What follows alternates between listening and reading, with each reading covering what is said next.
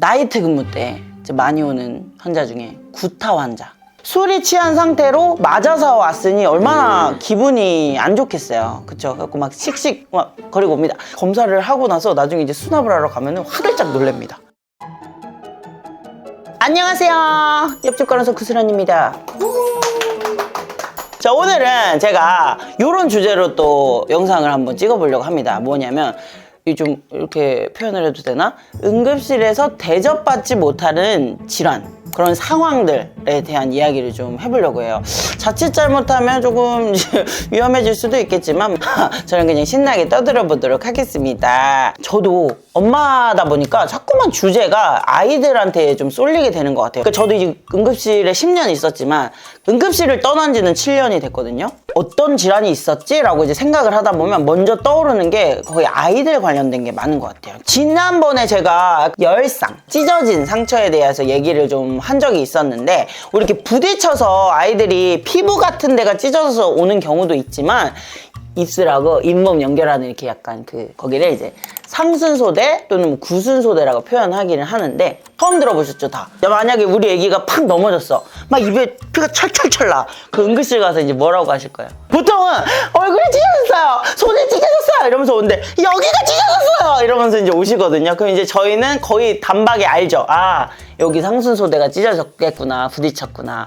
근데 이제 엄마들이 굉장히 또 헐레벌떡 뛰어오는 가장 큰 이유가 잇몸이 피가 많이 나요. 거기다 이제 침도 있기 때문에 섞이잖아. 그러면 이런 데 찢어졌을 때보다 느낌상 굉장한 대량 출혈의 느낌을 느낄 수 있어요. 그럼 이제 응급실에서는 어떻게 하냐? 드레싱 해주고 그냥 가시라고 합니다. 꼬매야 될 것 같잖아요. 근데 사실은 봉합이 적합한 치료인 곳은 아니에요. 봉합을 하지 않아도 잘 아물고 장애나 후유증 없이 다 힐링이 잘 되기 때문에 여기가 찢어져서 오는 경우에는 저희가 이렇게 얘기를 합니다, 엄마들에게. 이 말이니까 우리 치과 선생님을 이제 콜을 해서 보게 되는데, 치과 선생님이 오셔도 그냥 단순히 드레싱만 하고 귀가하실 확률이 높다. 그리고 치아 엑스레이는 일단 응급실에서는 불가능. 치아가 부러진 거는 부러진 게 보이지 않고 뭐 금이 갔다? 이건 사실 응급 상황은 아니거든요. 대부분 그냥 가는 경우가 많아요. 아기가 아파하거나 출혈이 계속되거나 붓는다거나 이러면 그때는 다시 치과를 와보셔라. 간호사들 입장에서는 그냥 단순 드레싱만 하고 가는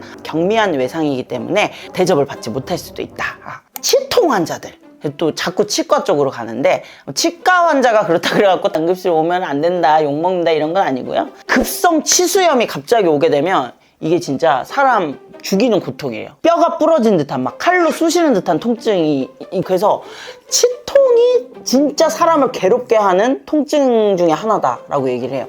근데 너무 안타깝게도 그 치통으로 사람이 죽지를 않아요.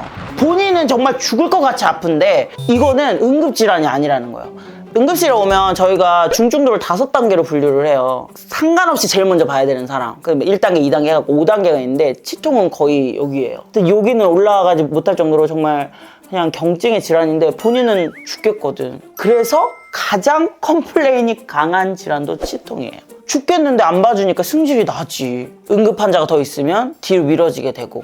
비슷한 게, 통증은 굉장히 심해서 환자들은 힘든데 응급질환이 아닌 게 그 요로결석. 우리 애기 낳는 통증하고 비슷할 정도로 아프다고 하거든요. 어느 정도냐면 사람이 몸이 그냥 차가워져서 와요. 환자분들이 너무 아프니까 얼굴이 하얘져가지고, 그러면 이제 처음 겪는 분들은 죽을 병 같은 거야. 이거 너무 이제 공포스러우면 오시거든요. 신장이 등 쪽에 있어요. 옆구리 쪽에 있어요. 요로결석이면 배가 아프다고 표현하지 않고 옆구리가 아파요 이렇게 와요. 저희는 그냥 눕히기도 전에 일단 소변을 받아오라 그래요. 왜냐면 우리가 요로결석인 거 너무 알겠어. 아무런 근거 없이 요로결석이라고 판단해버릴 수는 없잖아요. 엑스레이도 찍고 돌이 정말 작은 경우에는 CT까지 찍어야 되는데 판단이 될 때까지는 환자한테 약을 못 쓰니까. 그래서 소변을 받아오라 그러면 소변에 이제 피가 섞여 있어요. 쉽게 말하면 소변이 내려오는 길에 돌이 박혀 있으니까 상처가 입혀질 거 아니에요. 피가 조금씩 섞어서 소변에 피가 나오는 거예요. 보호자들이, 그러니까 환자는 뭐라고 말도 못할 정도로 그냥 끙끙 앓고 계시고,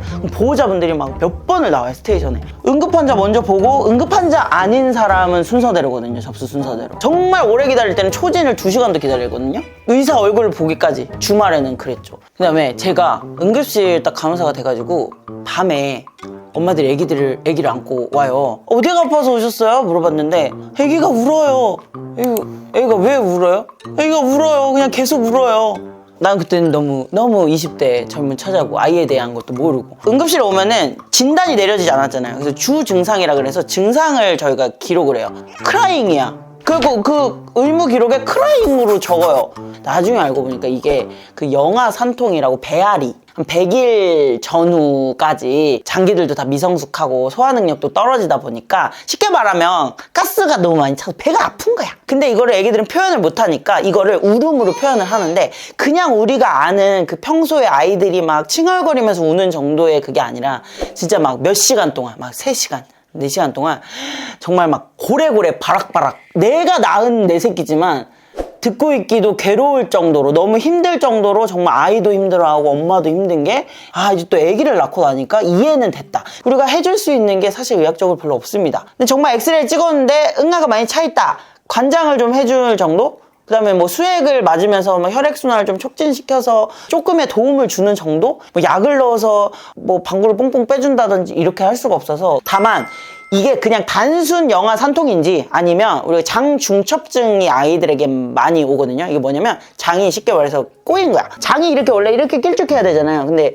장 안에 장이 이렇게 들어가는 그런 질환이 있어요.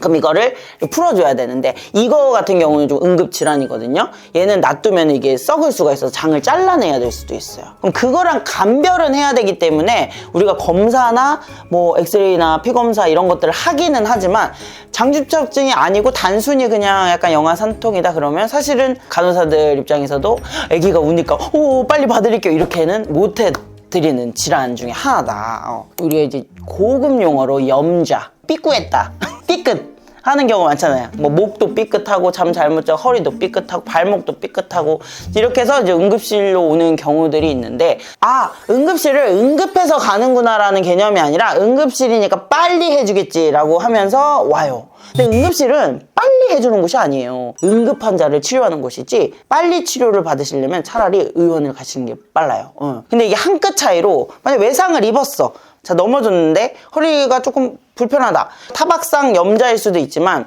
그냥 허리 아프다 그래가지고 저쪽에 비응급 쪽에 눕혀놨는데 검사하고 엑스레이 찍어봤더니 부러졌네? 그럼 부러져서 약간 감각도 떨어진다 그러네? 갑자기 이렇게 중증도가 올라가는 경우도 있긴 하거든요. 그러면 내가 만약에 밤에 다쳤는데 지금 당장 보니 엄청 심하게 부은 건 아닌 것 같고 그냥 좀 불편하다. 그럴 때는 라이스를 기억하세요. 이렇게 하거든요.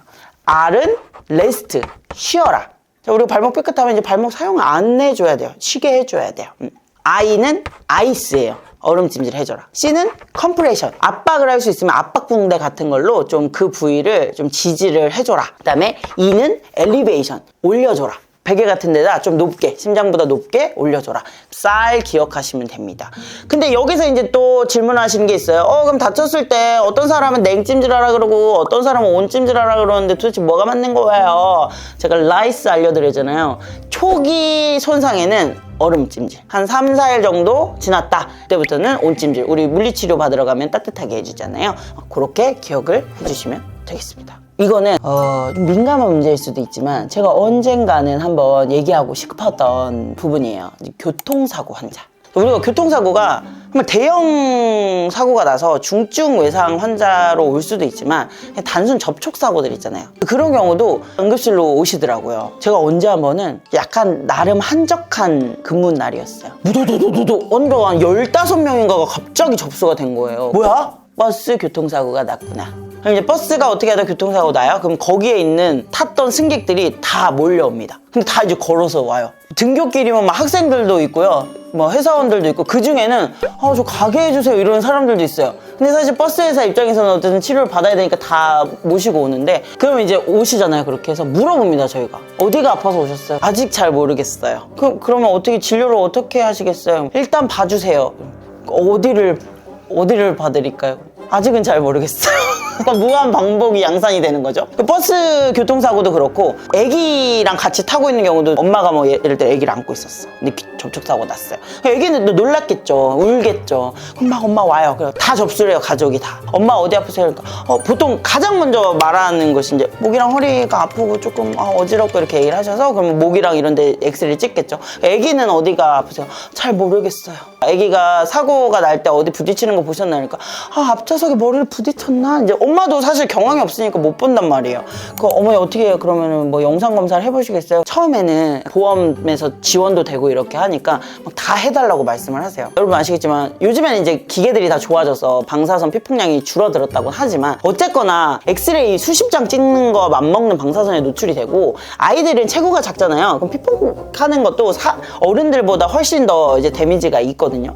그러면은 사실 그 CT 한번 찍는다고 문제가 되는 건 아니지만 어머니 CT에 대한 장점도 있지만 단점들도 설명을 드리고 아이들 같은 경우는 그냥 못 찍어요. 재워야 돼요.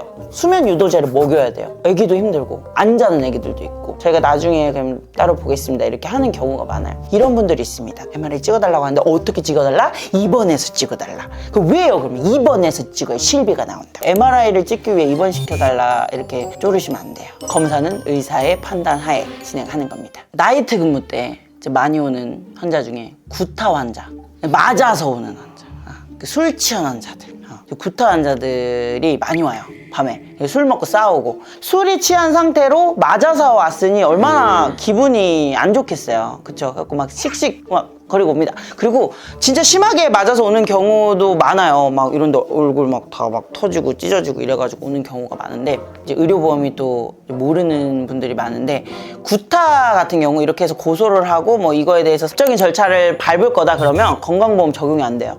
일반으로 접수가 됩니다. 원무과에서 물어봐요. 처음에는 막 일반을 하고 머리부터 발끝까지 다 찍어주세요 막 이렇게 하거든요. 생각보다 여러분 우리나라 의료보험이 진짜 너무 잘 돼 있어요. 검사를 하고 나서 나중에 이제 수납을 하러 가면은 화들짝 놀랍니다. 비용이 이제 어마어마하게 나오거든요. 그러면은 이제 와가지고 또 이제 따지죠. 왜 이렇게 비싸게 나냐? 아까 맞고 오셨다고 하셨고 기록도 다 돼 있고 그래서 일반 접수 됐다. 또 말을 바꿉니다. 넘어졌다고 의료기록을 바꿔달라고 막 이렇게 하는 경우도 굉장히 많아요. 그거 가지고 막 컴플레인하고 난리 나는 경우 있어요. 이제 그렇게 진료를 보고 나서 상해 진단서를 끊어달라 그러거든요. 근데 응급실에서는 상해 진단서가 물론 나가는 병원도 있겠지만 대부분 상해 진단서가 안 나갑니다. 염자가 생겼고 급성기에 치료만 한 거지 앞으로 이 사람의 예후를 정확히 볼 수가 없고 다 다르잖아요. 얼굴도 다치고 이 부위나 보는 과가 다 다르기 때문에 응급실에서 진료받은 걸 토대로 해당과 진료를 보시고 그쪽에서 받으셔야 돼요. 그래서 상해 진단서 또 안 떼준다 그러면 난리 나는 경우도 있습니다. 그럼 뭐하러 진료받냐? 어차피 볼 건 봐야지. 찢어진 건 꼬매야 되고